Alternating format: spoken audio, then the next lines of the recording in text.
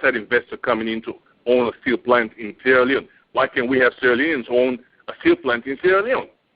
This is something I'm always struggling with, to realize why we're always looking for other investors to come in our country to do things. Why can't we be innovators ourselves and handle the bull by the horns? Now, going from industrial technology and talking about secondary industries, we want to look at how can we, in information sciences, realize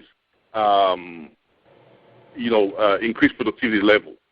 Now, our society, like most of Africa, are consumers by nature. We consume. Most people who get on Facebook, that's a consumer-based activity. You're not producing anything on Facebook, I would say. You interact with people. It's consumer. You're not building software. It's not software engineering. We want to emphasize the need for people to adopt or actually start going to school or educating themselves in the productive side of the business. Okay, Mark Zuckerberg, the creator of Facebook, invented Facebook because he's a software engineer. He's a programmer. This is what we want to encourage people to do in our country. We want people to actually look at the back end of things, not the front end. Now, you see Facebook in front of you. You see the graphics. You see the pictures. You see everything. Yes, fancy. It's all good. You're not making any money out of Facebook, primarily. There's no benefit coming out of that except your time. What you want to do is you want to monetize your efforts. How do you monetize your efforts? You want to build software. Software for Sierra Leone. Software for programs, for things in our country. Apps. You want to build apps. We want to encourage kids to do that. Now, recently there was a young kid who came to MIT, Kelvin Doe, the young kid who was actually came in while the professors at such an acclaimed university. The young kid will go to the trash bin and pick out spare parts to build batteries and to build a radio and all that. This is the kind of innovation that we want to emphasize. This is the kind of attitudes we want to push for in our country. Okay, we want to encourage young kids to emulate what Kelvin has done. Okay, so how are we going to do that? Through the Ministry of Science and Technology. Is that the sole answer to what we're talking about? I wouldn't say necessarily, but it fosters that particular aspect of our society. When you have a Ministry of Science and Technology, the minister is there as a cheerleader to foster, to push, to activate, to generate support, to create the atmosphere. We don't have a tech hub in our country. We have internet cafes scattered around the city and around the country. Those are not tech hubs. You don't produce anything in the internet cafe, okay? But it may be a source for people to learn something. But I haven't heard of anybody coming out from our country with any productive or anything.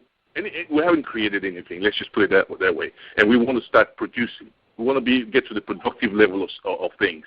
And that's the essence of why we would need a Ministry of Science and Technology.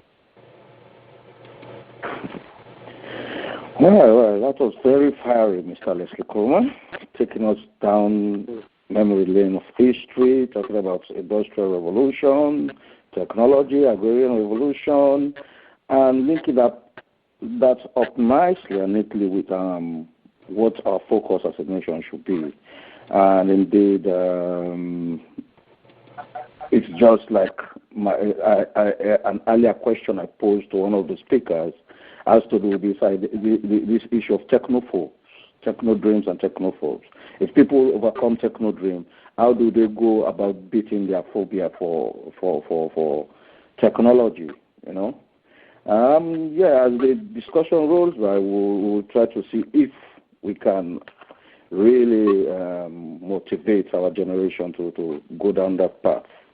For now, listeners, this is all we've got for you for this first segment of the discussion. But please stay tuned, don't go away, have a short music break, and we will be back. Thank you. Give me a one-way ticket, going back down to Africa to live it. In a Babylon I live like that. want go back on me yard.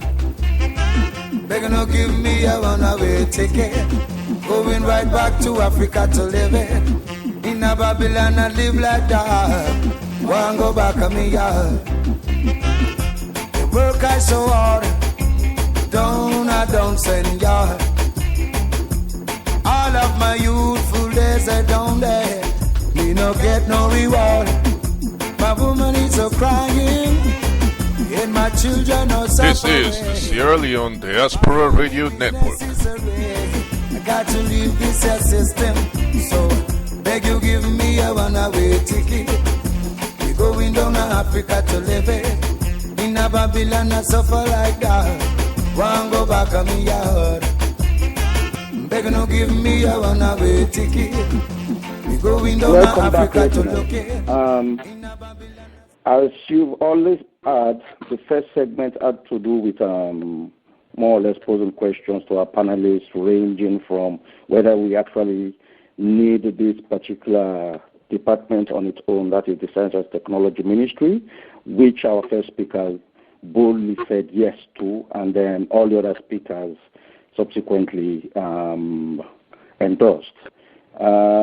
Then we ended up the segment with Mr. Lesikuma, who took us down a run of beautiful history and, well, kind of motivational speech he gave there. We'll go back to Mr. Lesikuma on this second segment. We'll start first with him.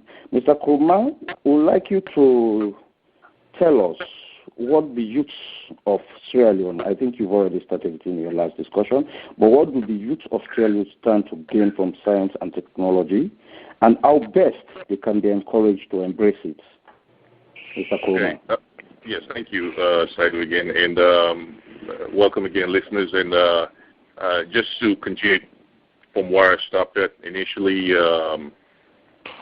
like I said, we're living in the age of technology. Especially where we're living in the information age, for one. What we have right now is we're living in the second generation of the information technology age, which we'll say technically started at the invention of the PC back in 1981. The generation is 30 years old, and then 81 to 2011 is 30 years, so we're in the second generation of this. And to look at the internet, which has been around for quite a while, since the 60s, but on the public domain, it's been around since 1995. So actually, it's about 18 years old. And but the speed at which the internet has moved and has changed and transformed our lives is such that it's almost incomprehensible. I mean, you see the change of so many things across our lives. Whether it's in education, whether it's in the medical field, whether it's in agriculture and regular industries, manufacturing industries, for one. What we want to emphasize as a nation is we want to make sure that our kids who supposed to be the bedrock of us adopting technology and using that to elevate our nation to the next level in terms of development. I think they need to realize that we have to find a way to get them to embrace technology first of all. And I would say in this case, this is where you have the gray area between the Ministry of Science and Technology, or the supposed Ministry of Science and Technology we are advocating here, and the Ministry of Education, because we want to find a way for our country to adopt mass education in technology. There's something called the digital divide, which is basically defined as people that know about technology versus those that don't know.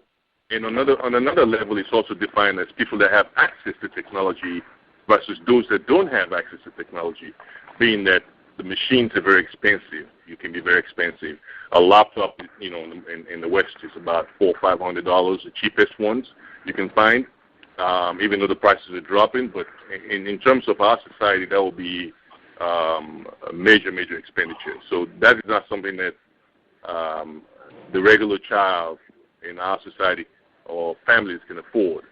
And so we want to find ways for our country to find ways for our citizens, our children who are going to be the digital natives to adopt technology. And then from embracing technology, adopting technology, they can start coming up with those innovations that we're talking about today.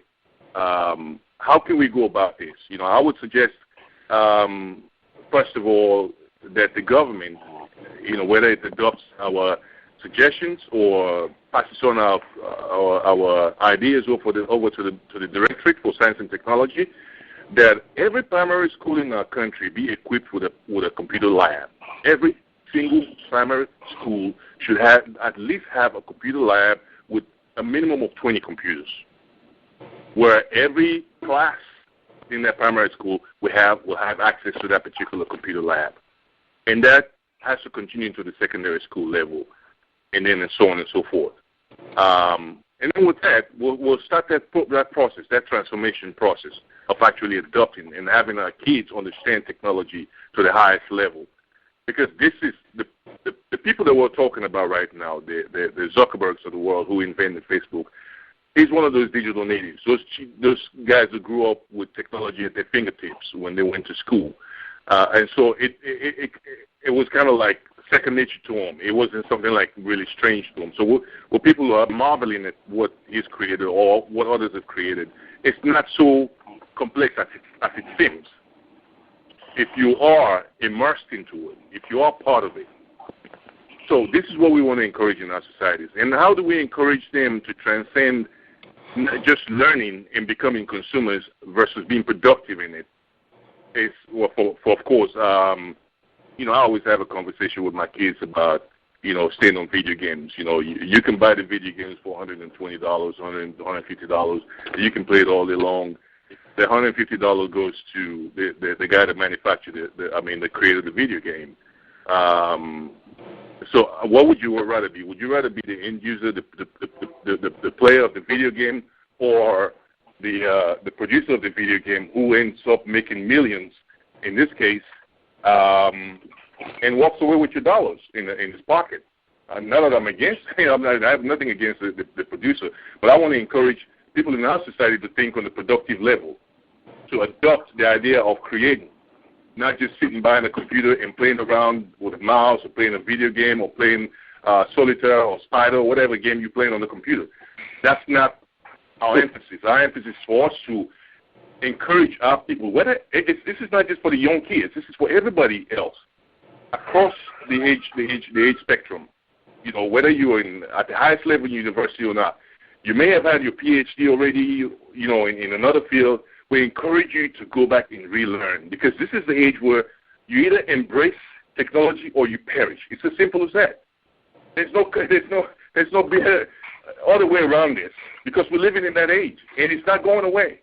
This is the age that we're living. We're going to continue in this for another 200, 300, 400 years until we transcend into another kind of life form or lifestyle in the world.